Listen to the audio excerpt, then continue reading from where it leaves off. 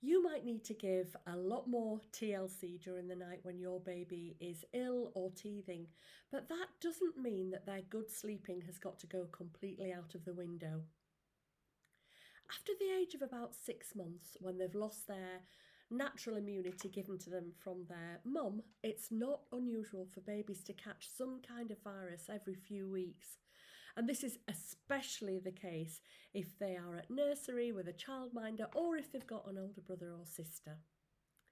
Now, during the recent lockdown, babies haven't been in contact with the usual viruses, bacteria, and the other antigens, and they now have got some serious catching up to do, so illnesses are definitely in the offing.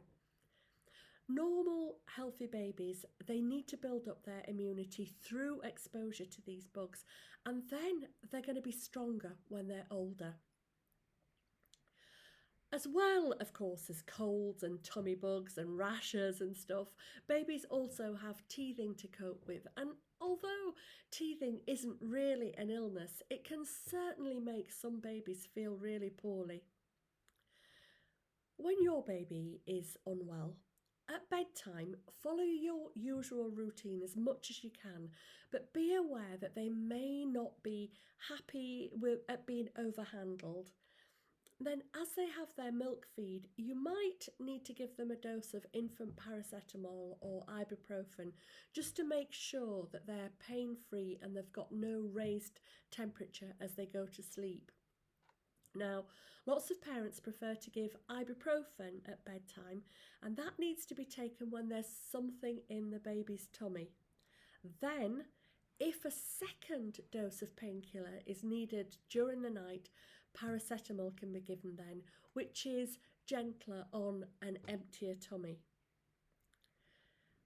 If your baby usually self-settles at bedtime, then you should, as much as possible, allow them to continue to go to sleep without your help.